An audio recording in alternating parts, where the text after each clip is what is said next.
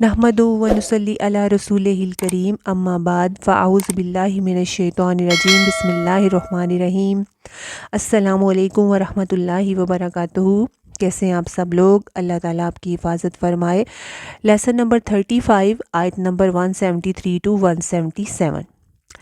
एक वो था जो अहले अरब ने खुद पर खुद हराम कर रखा था, अल्लाह पर ना हक बातें कहते थे, और एक वो है जो अल्लाह ने खुद बता दिया कि क्या कुछ हराम है।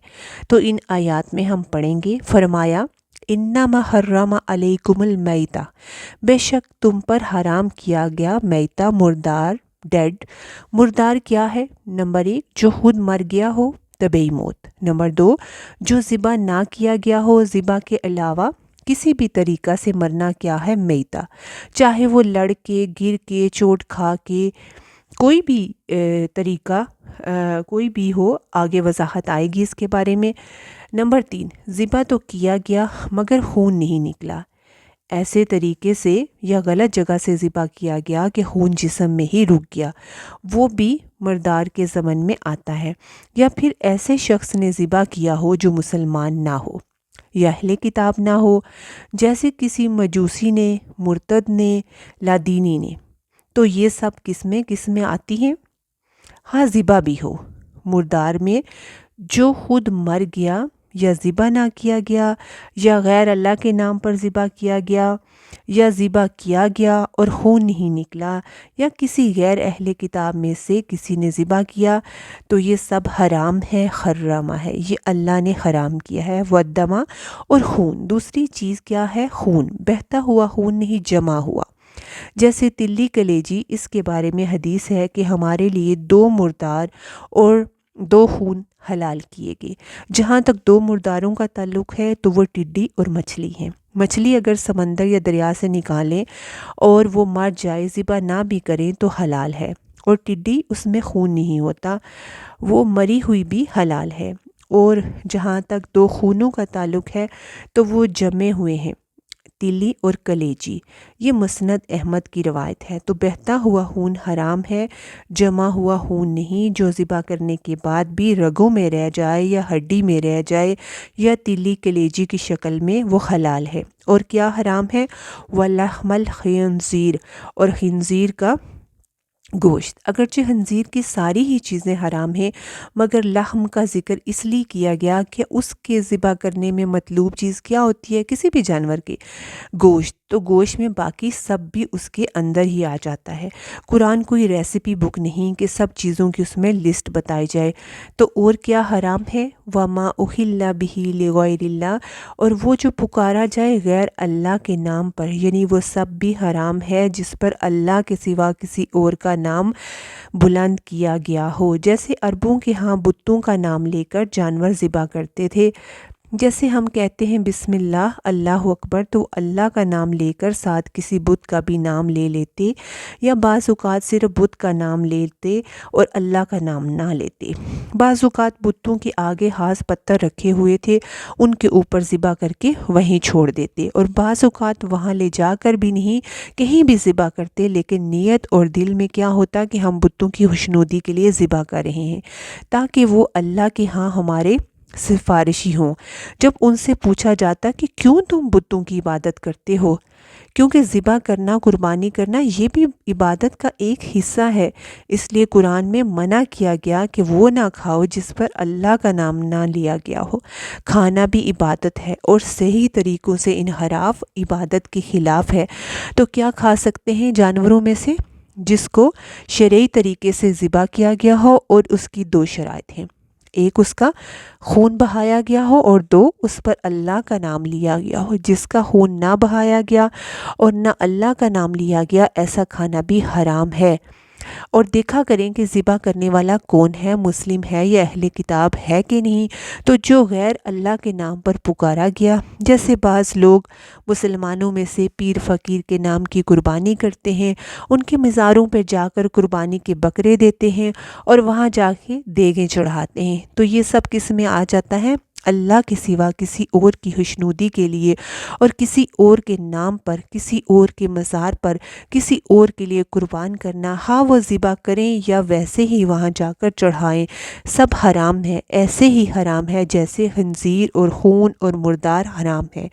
ہر چیز میں ایک خاص حوالے سے بھی چھوٹ ہے، کیونکہ ہمارا دین آسانی کا دین ہے، اور انشاءاللہ مزید آیات بھی آئیں گی تو وضاحت کریں گے۔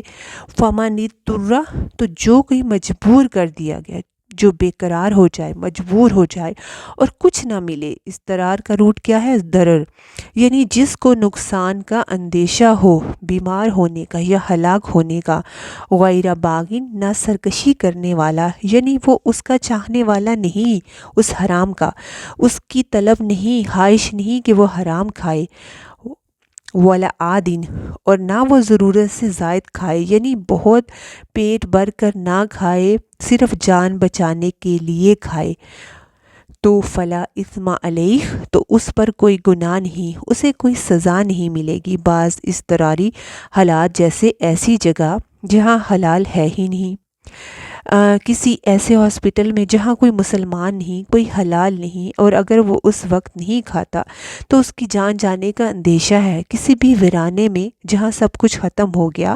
بعض اوقات انسان دشمنوں کے گھیرے میں آ جاتا ہے، انسان کا کھانا پانی ختم ہو جاتا ہے اور اس کے پاس صرف حرام ہی اویلیبل ہوتا ہے، تو جان بچانے کے لیے صرف تھوڑا سا لے لینے میں حرج نہیں، لیکن اس کے اندر شوق نہ ہو، باغی نہ ہو، اور نہ ہی ضرورت سے زائد استعمال کرنے والا ہے۔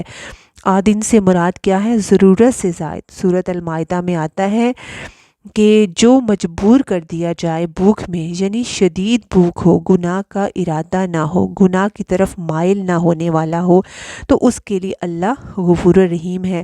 تو یہاں بھی کیا فرمایا؟ ان اللہ غفور الرحیم، بے شک اللہ تعالیٰ غفور الرحیم ہے، اللہ اس کا یہ گناہ معاف کر دے گا۔ اور اللہ تعالیٰ نے یہ اجازت کیوں دی ہے؟ کیونکہ وہ رحیم ہے، وہ کیا نہیں چاہتا کہ بندہ اپنے آپ کو ہلاک کر ڈالے۔ ان الذین یکتمون ما انزل اللہ من الکتاب، بے شک وہ لوگ جو چھپاتے ہیں جو نازل کیا اللہ نے کتاب میں۔ اب حلال اور حرام بالکل واضح ہے، قرآن میں سب بتا دیا گیا ہے کہ جب لوگ حرام کے عادی ہو جائیں یا حرام میں سہولت پائیں تو بعض اوقات علماء کیا کرتے ہیں؟ ان کی خواہشات کی تکمیل میں حق بات نہیں بتاتے، حق کو چھپاتے ہیں، واضح مسئلہ نہیں بتاتے کہ حلال کیا ہے اور حرام کیا ہے۔ ایسے لوگوں کے بارے میں فرمایا جا رہا ہے کہ قرآن میں سب واضح ہے مگر وہ لوگ نہیں بتاتے، سب واضح نہیں کرتے، کیوں؟ کچھ فائدے حاصل کرنے کے لیے۔ وَيَشْتَرُونَ بِهِ ثَمَنًا قَلِيلًا، اور وہ اس کے بدلے تھوڑی قیمت لے لیتے ہیں۔ اس میں صرف پیسے ہی نہیں، مال ہی نہیں، جا بھی ہے، عہدے، ہر وہ فائدہ جو ان کو حق چھپانے سے مل رہا ہے، اس کی طرف اشارہ ہے۔ اور یہاں پر تورات اور باقی سب کتب کی بات میں نے کی تھی، تو تورات کا اس لیے کہ یہود کے ہاں نبی صلی اللہ علیہ وآلہ وسلم کی آمد کی نشانیاں ان کی تورات میں لکھی ہوئی تھی، یعنی جس کو وہ ظاہر نہیں کرتے تھے، مگر یہ معنی تھوڑا سا دور بنتا ہے۔ یہاں کھانے پینے کے معاملے میں بات ہو رہی ہے، ایک عالم کو اس بارے میں بڑے واضح اور حق بات بتانی چاہیے۔ حلال و حرام کے معاملے میں اگر وہ حق چھپاتا ہے کہ اگر میں نے یہ فتویٰ دے دیا تو سب میرے خلاف ہو جائیں گے، یا میری اتھارٹی جائے گی، جاب جائے گی، یا نام جائے گا، وغیرہ وغیرہ، تو یہ بات درست نہیں، کیونکہ جو لوگ چھپاتے ہیں جس کو اللہ نے اتارا، کہاں؟ کتاب میں، تو ایسے لوگوں کے بارے میں فرمایا اولئک ما یأکلون فی بطونہم الی النار، یہی لوگ نہیں وہ کھاتے مگر اپنے پیٹوں میں سوائے آگ کے، جو بھی فائدے اٹھا رہے ہیں، دنیا کے مزے لے رہے ہیں، آگ سمیٹ رہے ہیں۔ ولا یکلمہم اللہ یوم القیامۃ ولا یزکیہم، اور نہ اللہ ان سے کلام کرے گا قیامت کے دن، اور نہ انہیں پاک کرے گا۔ نہ بات کرنے کا مطلب یہ نہیں کہ بالکل بھی بات نہیں کرے گا، بلکہ اس کا مطلب ہے رضامندی کی بات نہ کرے گا، ناراض ہوگا، غضبناک ہوگا قیامت کے دن، اور انہیں پاک بھی نہیں کرے گا۔ جیسے کسی چیز کو صاف کرنے کے لیے اسے آگ میں جلایا جاتا ہے، مثلا سونا وغیرہ، تو یہاں کہا جا رہا ہے کہ انہیں آگ میں تو ڈالا جائے گا مگر انہیں پاک نہیں کرے گا۔ وَلَهُمْ عَذَابٌ علیم، اور ان کے لیے دردناک عذاب ہے۔ تو اس سے کیا پتہ چلتا ہے کہ حق بات کو چھپانا شدید ترین جرم ہے۔ کیوں؟ اس لیے کہ اکثریت حرام کرتی ہے۔ اب اگر لوگوں کو حرام اور حلال واضح نہیں بتایا جائے گا، کیا ہوگا؟ عوام الناس حرام کھاتے رہیں گے۔ جب حرام کھائیں گے ان کے اخلاق بگڑیں گے، جب اخلاق بگڑیں گے ان کی عبادات، ان کا دین، ایمان سب برباد ہو جائے گا، کیونکہ کھانا ہر شخص کی ہر روز کی ضرورت ہے۔ اس لیے ان کی یہاں سخت ترین سزا بیان کی گئی ہے۔ ایک، حق کو چھپانا شدید ترین جرم ہے، بڑا جرم ہے۔ نمبر 2، حق بات کو عام کرنا چاہیے۔ اور انسان حق کو کیوں چھپاتا ہے؟ انسان بخل کی وجہ سے چھپاتا ہے۔ جس طرح کچھ لوگ مال نہیں خرچ کرتے، ایسے ہی تو علم جو ہے وہ ویسے بھی مال جو ہے وہ کے معاملے میں علم اس سے بڑی دولت ہے۔ تو کچھ لوگ جب علم حاصل کر لیتے ہیں تو وہ علم آگے نہیں دیتے، چھپاتے ہیں کہ یہ بھی ہمارے برابر نہ ہو جائیں، تاکہ سب اندھیرے میں رہیں اور بدھو رہیں۔ دوسری وجہ کیا ہوتی ہے؟ حرص، لالچ۔ یہ صرف وہاں، جیسے کہ صرف وہاں پر ہی سکھائیں گے جہاں سے کچھ ملے گا، ویسے نہیں سکھائیں گے۔ تو علم کو مہنگا کر دینا، علم کو بیچنا، علم کو محدود کر دینا، یہ ایک جرم ہے۔ تو یہاں کیا کہا جا رہا ہے کہ وہ اپنے پیٹوں میں آگ بھر رہے ہیں۔ وہ جو علم کو صرف مال کے بدلے دیں، مال کے بغیر نہ دیں، تو لوگوں کو حق بات بتانا چاہیے، اس کو عام کرنا چاہیے، زبان سے بھی، قلم سے بھی، اور اپنے اعمال سے بھی۔ جب کوئی پوچھے تب بھی بتانا چاہیے، اور اگر کوئی غلط کر رہا ہو تب بھی بتانا چاہیے۔ تو جو ایسا کریں، علم کو چھپائیں، تو کیا کہا؟ اولئک الذین اشتروا الضلالۃ بالہدی، یہ وہ لوگ ہیں جنہوں نے ہدایت کے بدلے گمراہی خرید لی ہے۔ یہاں خریدنے سے مراد ترجیح دینا ہے، اور گمراہی کیا ہے؟ علم کا چھپانا بدلے ہدایت کی۔ اور ہدایت کیا ہے؟ علم کا بتانا، لوگوں کو گائیڈ کرنا، مگر انہوں نے چھپانے کو ترجیح دی، اور بدلے میں کیا ہوا؟ والعذاب بالمغفرہ، اور عذاب جو ہے بخشش کے بدلے میں خریدا، کیونکہ علم کو بتانا، علم کا اظہار کرنا بخشش کا ذریعہ ہے۔ وہ حدیث کہ جو شخص لوگوں کو خیر کی بات سکھاتا ہے تو فرشتے اور تمام مخلوق حتیٰ کہ سمندر کی مچھلیاں اور چیونٹیاں تک اس کے لیے استغفار کرتی ہیں، بخشش کی دعا کرتی ہیں۔ تو جو لوگ علم عام کریں ان کے لیے کیا ہے؟ بخشش اللہ کی طرف سے بھی، اور باقی مخلوق بھی ان کے لیے استغفار کرتی ہے۔ فما اصبرہم علی النار، تو یہ کتنے صابر ہیں آگ پر، یعنی جانتے بوجھتے ہوئے علم کو چھپانا کتنا بڑا جرم ہے، اور ہدایت عام کرنا اتنا مغفرت کا ذریعہ ہے، اتنا اجر کا ذریعہ ہے کہ ساری مخلوق سے دعائیں ملتی ہیں، اور پھر بھی یہ اپنی سرکشی سے باز نہیں آتے، جرم پر ڈٹے ہوئے ہیں۔ تو ان کے لیے بڑی سزا اس لیے بھی ہے کیونکہ ذالک بأن اللہ نزل الکتاب بالحق، کیونکہ اللہ نے تو کتاب کو حق کے ساتھ اتارا ہے۔ کتاب میں سب کچھ جو ہے وہ حق ہے، حقیقت ہے، سچ ہے، اور اگر لوگوں کو بتائیں گے نہیں تو وہ کس سے محروم ہو جائیں گے؟ سچ سے، اللہ کی بات سے، حقیقت سے۔ جہالت میں زندگی گزاریں گے، غلط کام کریں گے اور غلط انجام کو پہنچیں گے۔ وَإِنَّ الَّذِينَ اخْتَلَفُوا فِي الْكِتَابِ، اور بے شک وہ لوگ جنہوں نے کتاب میں اختلاف کیا، یعنی ایک اور جرم ہے۔ ایک جرم کیا ہے؟ کتاب کو چھپانا، آگے نہ پہنچانا، اور دوسرا جرم کیا ہے؟ کتاب میں لا یعنی بحثیں کرنا، حجتیں کرنا، تعویلیں کرنا۔ لفی شقاق بعید، وہ دور کی مخالفت میں ہیں، یعنی مخالفت میں اتنی دور چلے گئے ہیں کہ واپس آنا بھی مشکل ہے، وہ اڑ گئے ہیں، ضد پر ڈٹے ہوئے ہیں۔ یعنی ایک جرم کیا ہے؟ حق کو چھپانا، اور ایک اور جرم کیا ہے؟ جب حق سامنے آ جائے تو ماننے کی بجائے طویلیں کرنا، حجتیں کرنا، اپنی غلطی کو نہ ماننا، اور یہ کہ حق سے اختلاف کرنا۔ تو ایسے لوگ آپس میں یہ بھی ایک دوسرے سے دور ہو جاتے ہیں، اور اللہ کی رحمت سے بھی دور ہو جاتے ہیں۔ اللہ کا قرب ایسے لوگوں کو نہیں ملتا۔ اللہ نے کتاب اس لیے اتاری ہے کہ ہم اس پر عمل کریں، اسے آگے بھی پہنچائیں، اور اس کے مطابق جئیں اور مریں۔ مگر جو لوگ اس مقصد کے علاوہ کتاب سے اور دوسرے مقصد حاصل کرتے ہیں، فائدے اٹھانے کے اور لوگوں کو بھٹکانے کے، اور اس میں تعویلیں اور بحثیں حجتیں کرنے کے، اور جس مقصد کے لیے آئی ہے اس کے علاوہ اس کو لگانے میں، تو پھر ایسے لوگ اللہ کا قرب نہیں پا سکتے۔ پھر فرمایا لیس البر ان تولوا وجوہکم قبل المشرق والمغرب، یہ نیکی نہیں کہ تم اپنے چہروں کو مشرق یا مغرب کی طرف کر لو۔ جیسا کہ پیچھے ہم نے تحویل قبلہ کے بارے میں آیات پڑھی تھی اور ان کی تکرار بھی تھی اس میں، اور بار بار تاکید کی تھی کہ اللہ نے کہ اپنا رخ مسجد حرام کی طرف کر لو، اور یہ نماز قبول ہونے کی شرط ہے۔ مگر ساتھ یہ بات بھی سمجھا دی گئی کہ کسی ایک رخ کو فالو کر لینا ہی اس سے بات نہیں بنے گی، قبلے کو فالو کرنا جیسے ایک رسم بھی ہے۔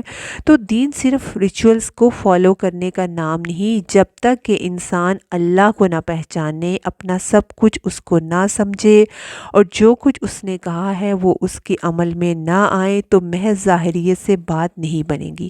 اس طرح یہود و نصارہ نے بھی اپنے لیے رخ متعین کر رکھے تھے۔ یہود نے مغرب اور نصارہ نے مشرق کی جانب اپنا قبلہ جو ہے وہ بنا رکھا تھا، اور ان میں سے ہر کوئی سمجھتا تھا کہ صرف وہ حق پر ہے۔ تو اس آیت میں حق پر ہونے اور نیکی کے مفہوم کے بارے میں بتایا جائے گا کہ اصل میں نیکی کیا ہے اور دین کیا ہے۔ جو اس آیت کو پڑھ لے وہ سمجھ جائے گا کہ ہمارا دین کیا ہے اور وہ کیا سکھاتا ہے۔ کسی کو بھی دین کے بارے میں آپ نے بتانا ہو تو صرف ایک اس آیت کو آپ اپنے سامنے رکھیں، اس کے سامنے رکھیں کہ یہ ہمارا دین ہے اور یہ اس کے احکامات ہیں، اس کی تعلیمات ہیں۔ اس آیت میں اسلام کے بنیادی اجزاء جیسے عقائد ہیں، ایمانیات ہیں، ان پر بھی بات ہے، عبادات میں سے اہم پر بات ہے، معاملات پر بھی بات ہے، اخلاقیات اور صبر کی تلقین بھی ہے۔ تو یہ ہمارے دین کی بہترین شکل سامنے لاتی ہے۔ تو فرمایا لیس البر ان تولوا وجوہکم قبل المشرق والمغرب، نیکی یہ نہیں کہ تم اپنے چہروں کو مشرق کی طرف یا مغرب کی طرف کر لو۔ تو فرمایا جا رہا ہے کہ تم صرف کسی ایک ڈائریکشن کو مقصد نہ سمجھو، یعنی قابل احترام سمجھنا کہ صرف اپنا رخ ایک طرف کر لینے سے بات نہیں بنے گی، بلکہ وَلَكِنَّ الْبِرَّ مَنْ آمَنَ، لیکن نیکی یہ ہے کہ تم جو ایمان لائے تم میں سے۔ یہاں تھوڑا سا جملہ سمجھنے کی ضرورت ہے۔ اللہ پر ایمان لانے کا مطلب کیا ہے؟ اس کی ذات، اس کے وجود کو ماننا، اس کے الہ ہونے کو، اس کے رب ہونے کو ماننا، اس کی سب صفات کو ماننا۔ گویا انسان اللہ کو اپنا سب کچھ مانے، اللہ پر اعتماد کرے، بھروسہ کرے اور اس کے احکامات کو مانے، والیوم الآخر، اور یوم آخرت کو مانے۔ نیک وہ ہے جو دنیا کو نہیں آخرت کو مسئلہ سمجھے، کیونکہ کوئی شخص بھی صحیح معنوں میں نیک نہیں ہو سکتا جب تک وہ دل میں آخرت کا ڈر نہ رکھتا ہو۔ موت کے بعد جتنی بھی چیزیں آ جاتی ہیں وہ یوم آخرت میں آتی ہیں، جیسے قبر ہے، حساب کتاب ہے، قبر کا عذاب، قیامت کو اٹھنا، جنت جہنم، پل صراط، میزان، یہ سب اس میں شامل ہیں۔